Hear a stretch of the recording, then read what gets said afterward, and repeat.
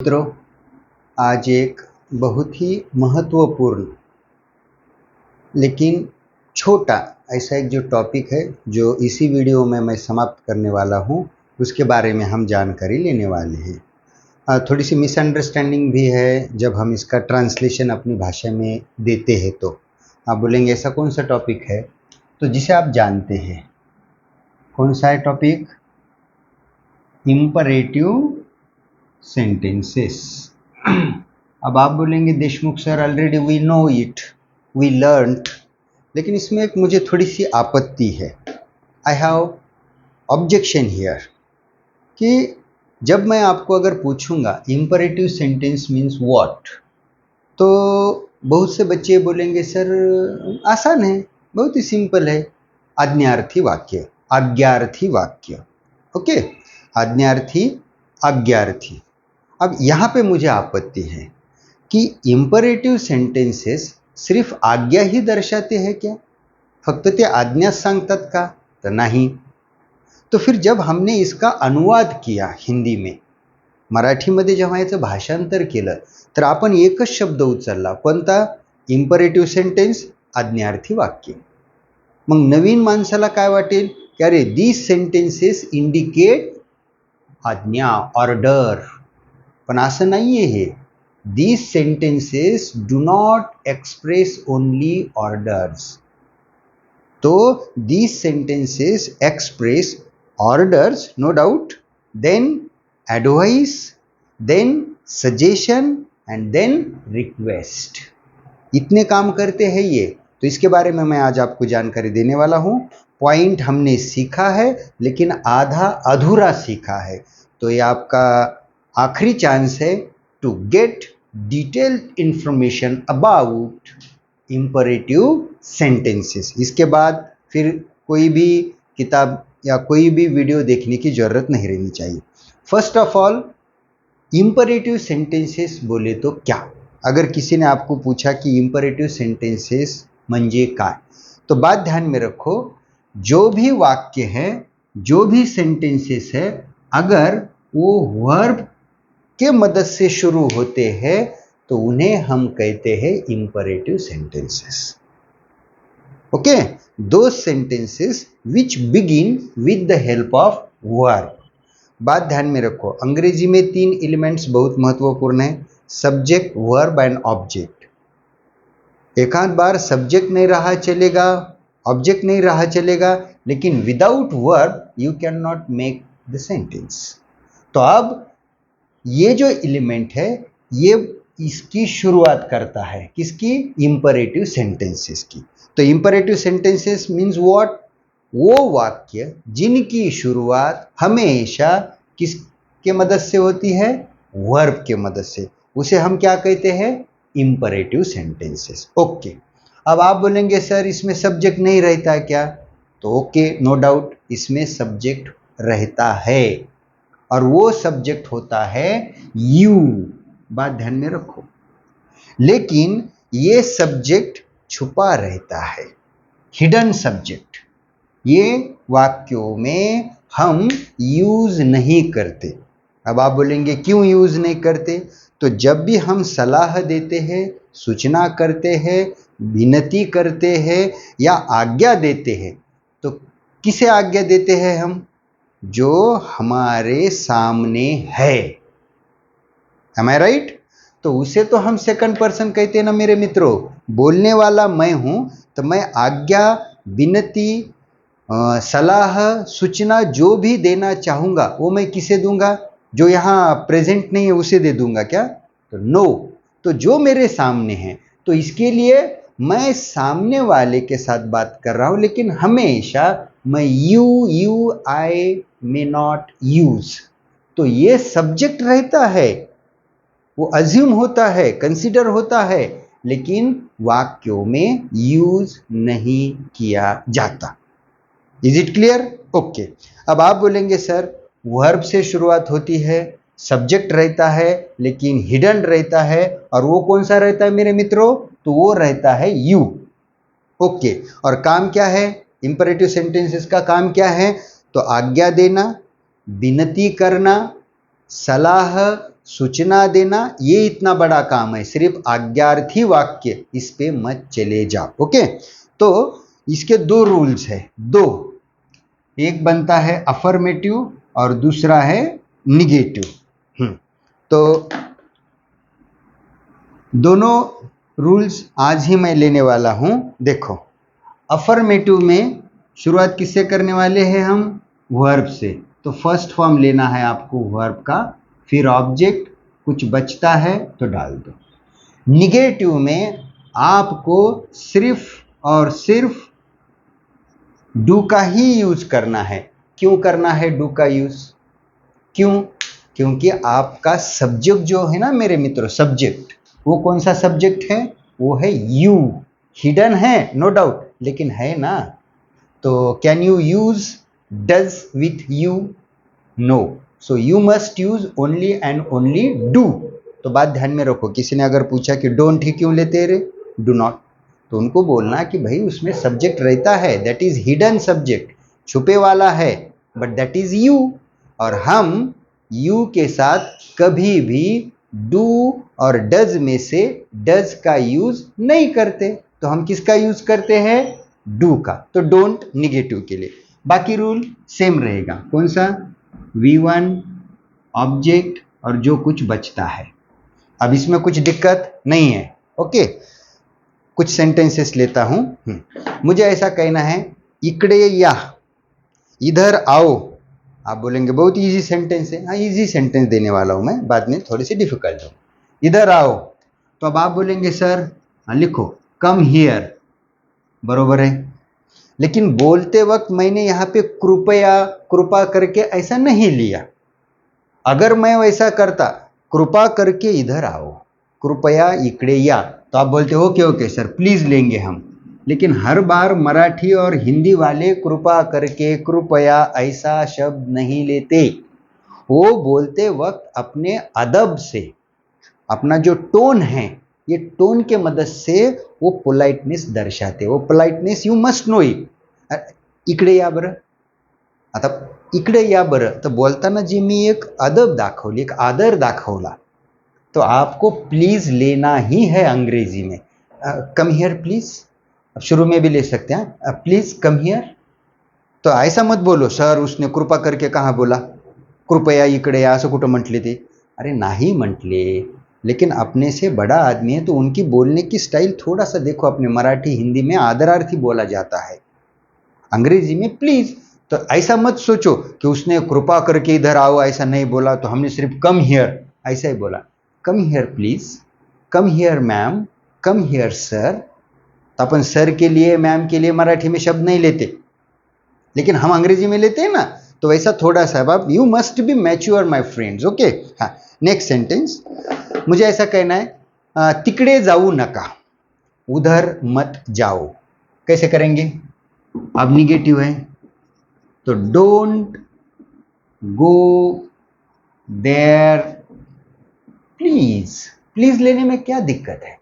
वाक्य अच्छा लगता है। शुरू में लेना है तो please don't go there, don't go there please, और प्लीज डोंट गो देयर। हाँ, नेक्स्ट सेंटेंस मुझे ऐसा कहना है, खूप अभ्यास करा यश मिळविण्यासाठी। या मन लगा के पढ़ाई करो कामयाबी पाने के लिए। यस, कैसे करेंगे? Study hard, study hard. बाकी सेंटेंस क्या बोला था मैंने? यश मिळविण्यासाठी, टू अचीव सक्सेस।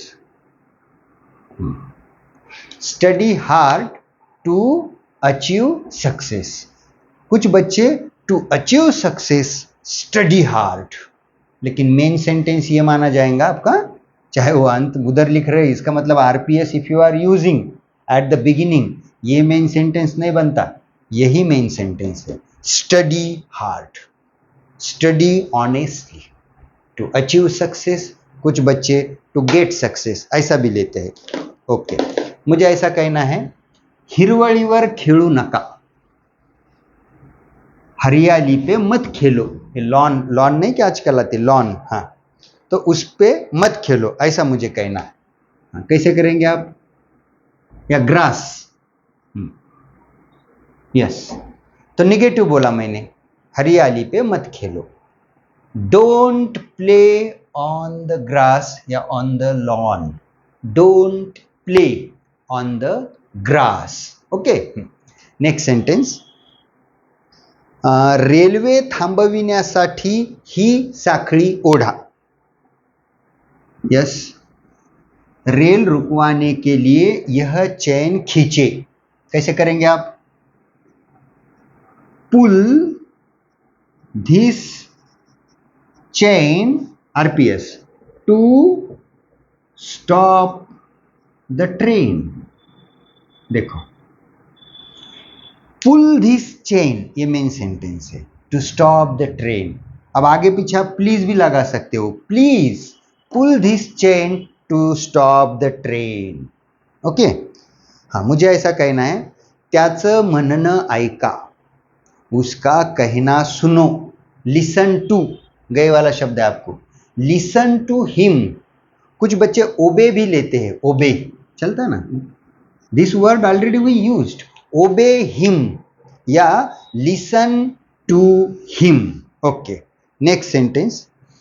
जितकं पळू शकता तितकं जोरात पळा.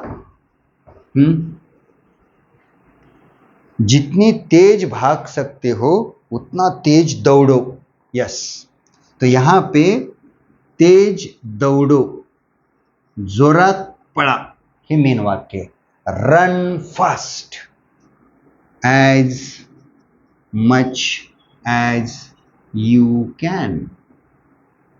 देखो, रन फास्ट, अगर मैं इतना ही लेता रन, तो कुछ बच्चे as fast as you can ऐसा भी लिखते हैं, चलता है. लेकिन मैंने रन फास्ट ये मेन सेंटेंस बना दिया, बाकी का RPS. As much as you can. जितकं जोरात पळू शकता तितकं जोरात पळा. ओके. सेंटेंस अभी थोड़ा सा बड़ा है, लेकिन देखते चलो. हाँ, नेक्स्ट सेंटेंस. आसान. कृपा करून दरवाजा उघडा. कृपा करके दरवाजा खोलो. कैसे करेंगे?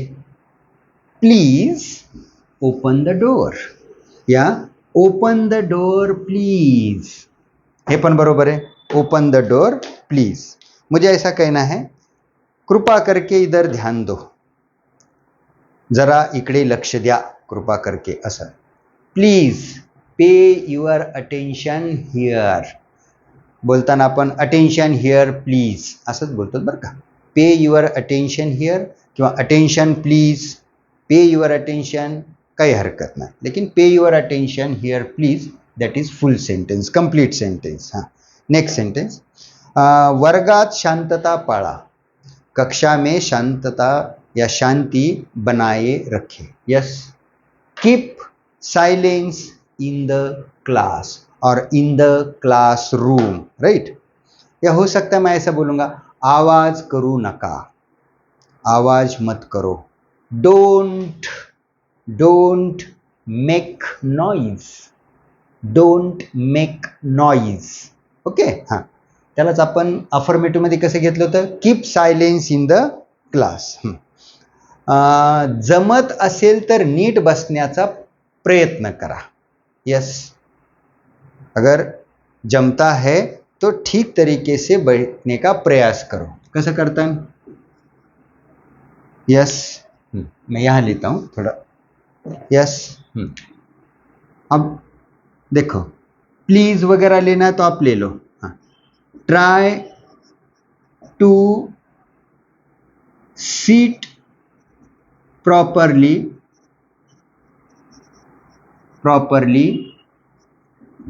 If you can.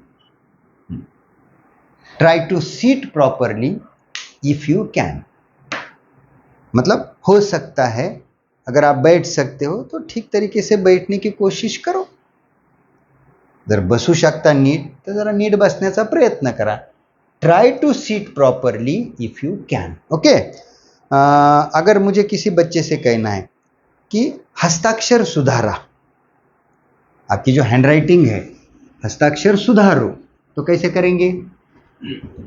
Improve your hand writing, अब यहां पे सिर्फ इम्प्रूव हैंड राइटिंग ऐसा नहीं आता। एक मिनट, ये सेंटेंस लिखता हूं मैं। हाँ, अब यहां पे युअर ऐसा आता है अंग्रेजी में। मराठीमध्ये आपण एवढंच म्हणलं हस्ताक्षर सुधारा, हिंदी में हस्ताक्षर सुधारो, तो तब हमने आपकी हस्ताक्षर ऐसा शब्द नहीं लिया, वो सामने वाले ने समझ लिया। तो अंग्रेजी में ये आता है। बाकी का सेंटेंस कर लो ना। हाँ, तो अब आप मुझे बताओ ये यूअर क्यों आया? इम्प्रूव हैंड राइटिंग ऐसा लिखता तो भी आप मुझे समझ के लेते, लेकिन यूअर क्यों आया? क्योंकि आपका सब्जेक्ट यहां पे रहता है यू, जो मैंने बताया आपको, और वो छुपे छुपे वाला रहता है यू, हिडन सब्जेक्ट है, इसके लिए यूअर आता है। बात ध्यान में आई क्या? कि यहां पे सब्जेक्ट है but that is hidden subject, and so we are using here your. Improve your handwriting. Improve handwriting ऐसा बोलते तो कोई ऐसे आपत्ति नहीं आती, लेकिन बात ध्यान में रखो यूअर अंग्रेजी में आता रहेगा। अब मुझे ऐसा पूछना है, घाम पुसा, पसीना पोंछो, पसीने के लिए मुझे शब्द देना है आपको। यस, क्लीन, वाइप, ऐसे शब्द आप ले सकते हैं। पसीना, स्वेट, या परस्पिरेशन, ये भी आता है। परस्पिरेशन, यस, परस्पिरेशन, वाइप और क्लीन स्वेट और परस्पिरेशन। काच आदळू नका, काच मत पटको, निगेटिव है। पटकना, बम्प, बम्प, यस। कैसे करेंगे? Don't bump the glass. आजकल ये एक शब्द आता है, प्रैंक, चेष्टा करना, है ना। प्रैंक मत करो, किसी की चेष्टा मत करो, ऐसा अपन कहते हैं ना, चेष्टा मत करो, तो प्रैंक। तो निगेटिव करते हो कैसे करेंगे? Don't prank. आपके मित्रों की, ऐसा अगर मैं बोलता तो डोंट प्रैंक योर फ्रेंड्स या अदर्स, ऐसा एक शब्द। हाँ, और एक बात, आज्ञा का पालन करना ही है या करो, आज्ञा का पालन करो, आज्ञा पाळाच। आता इकडे बघा फरक काय, आज्ञा पाळाच। आता एवढं जर लिहिलं असतं मी, आज्ञा पाळा, तो that is no doubt imperative sentence but ordinary. और यहां अगर मैं लिखता आज्ञा पाळाच, पाळाच, च वर स्ट्रेस दिलाय। तो अब बात ध्यान में रखो कि आपको क्या करना है। ये सेंटेंस और ये सेंटेंस कैसे करते? अब यहां पे अगर आप करते तो फॉलो द ऑर्डर, ओके, बघा, फॉलो द ऑर्डर। हाँ, और यहां अगर करते तो यहां, तो यहां आपको डू लेना है स्ट्रेस के लिए, बाकी सेंटेंस जैसे को वैसे, फॉलो द ऑर्डर। लक्षात ठेवा, आज्ञा पाळा, आज्ञा का पालन कीजिए, आज्ञा का पालन कीजिए। जैसे अपन च मराठी में लिया, हिंदी में आप स्ट्रेस डाल सकते, तो यहां पे आप स्ट्रेस के लिए अंग्रेजी में डू ले रहे हैं मेरे मित्र। पहला सेंटेंस देखो, फॉलो द ऑर्डर, और दूसरा है डू फॉलो द ऑर्डर। ये बात ध्यान में रखो आप, ये बात आप समझो। मुझे ऐसा कहना है, मैंने पहला सेंटेंस कौन सा लिया था आपको, इधर आओ, कम हियर। इधर आओ ही, या मराठी में इकडे या, इकडे याच। तो पहले आपने लिया था कम हियर, अब आएगा डू कम हियर। आखिरी एक सेंटेंस, दुसऱ्यांचा तिरस्कार, द्वेष, मत्सर, हेवा करू नका, या दूसरे पे जलो मत, या किसी का तिरस्कार, मत्सर मत कीजिए। तो कैसे करेंगे?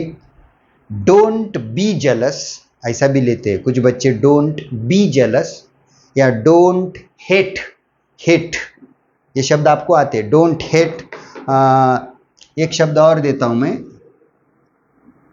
लुक डाउन अपॉन, एक शब्द रहता है लुक डाउन अपॉन, नीचा दिखाना, किसी को नीचा मत दिखाओ। डोंट लुक डाउन अपॉन क्या अदर्स, योर फ्रेंड्स, ऐसा एक शब्द। कुछ बच्चे डिटेस्ट भी लेते हैं, डिटेस्ट एक ही अर्थ है, don't be jealous, don't hate, रहेगा ध्यान में। तो इंपरेटिव सेंटेंस सिर्फ आज्ञार्थी आज्ञार्थी ऐसा नहीं है, ये सलाह देते हैं, सूचना देते हैं, विनती करते हैं हम इसके मदद, वाक्यों के मदद से, या आज्ञा तो देते ही है। तो कुछ ऐसे सेंटेंसेस आप खुद बनाओ और अपने जीवन में यूज इट माय फ्रेंड्स। और जो एक सेंटेंस लिया था मैंने, डू फॉलो द ऑर्डर, तो इसका भी थोड़ा सा यूज कीजिए, ध्यान दीजिए कि स्ट्रेस देते वक्त डू का उपयोग किया। Okay my friends, I hope you like this video. अगर वीडियो पसंद आती है तो लाइक कीजिए, शेयर कीजिए, जिनको ज़रूरत है अंग्रेजी के बारे में या ऐसे कुछ नए नए इंफॉर्मेशन उनको जानने की, जो अगर उनको चाहत है, तो उन लोगों की तरफ आपका ये वीडियो जाना बहुत ज़रूरी है। और नए नए वीडियोस आते हैं तो मिस ना करें, आप लोगों से विनती है कि चैनल सब्सक्राइब करें। Okay, I will stop here, thank you.